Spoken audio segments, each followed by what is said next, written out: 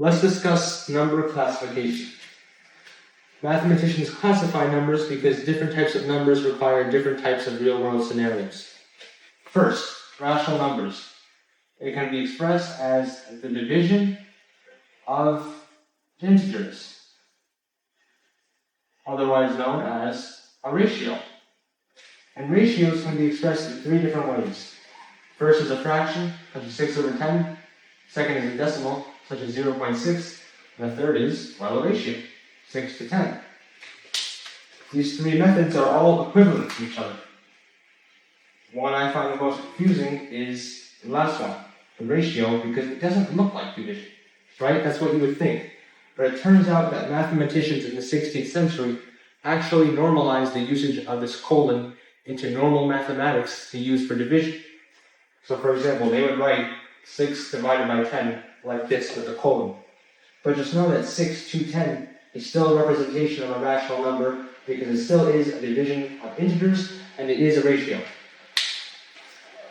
Second classification we have is irrational numbers, and they arise when we perform geometric operations, such as finding the hypotenuse of a triangle. But let's start with pi. Pi actually is a ratio. It is pi to 1, and we can write it as pi over 1. But what separates it from other ratios is that pi is not a whole number. Therefore, it cannot be rationalized. Mathematicians discovered this in the 18th century. Pi is a repeating decimal. It does not end, it does not terminate. It's a non-terminating decimal. The same with square root of 2. It may look like both of these irrational numbers actually do end when you type them into a calculator, but they just go on to infinity, and your calculator does not have enough space on its screen to fit those infinite integers. Now with the square root of 2, you would think that an infinite number would mean that the hypotenuse would extend and go out to infinity. But it turns out that is not the case. Square root of 2 is just a number that is in between 1 and 2. It's around 1.4 and just goes on and on forever. But it does not break the mathematics and it still remains a hypotenuse. In other words, it still fits the triangle's dimensions and the mathematics does not break. The third type we have is integers. They are your everyday numbers, such as -2, -1, 0, 1, 2. They're great for calculating temperature and debt. And whole numbers, we take away the negative integers and we're left with 0, 1, 2. 0 is a vital number for mathematics and physics. As we can write the number 10, we can write 10,560. And as you can see, 0 is vital for placeholders because it makes this number valid. So 0 is truly not useless. Now for natural numbers, we already took away the negatives. Now we're taking away the 0. It's just our natural numbers that we use to count tangible things in our world, such as 1 or 2 bricks, 1 or 2 sandwiches. Lastly, we have prime numbers. Prime numbers have 3 classifications. Must be whole numbers, divisible by itself, and divisible by 1. So for example, 2 is divisible by itself. 2 divided by 2 equals 1, and 2 divided by 1 equals 2.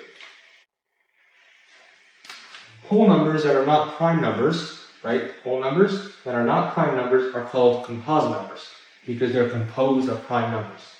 So for example, 2 times 2 equals 4.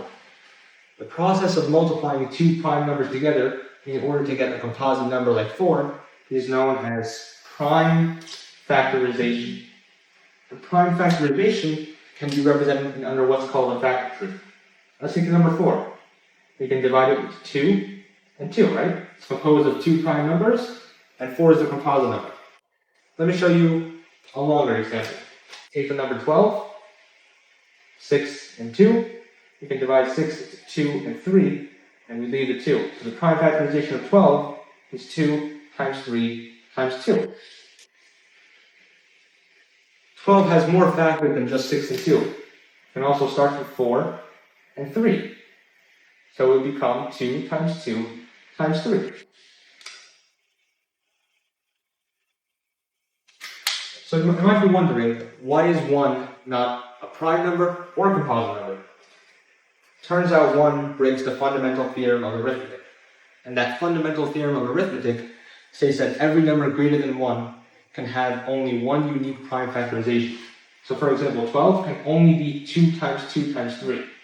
Right? It can't be 2 times 2 times 3 times infinite number of 1s.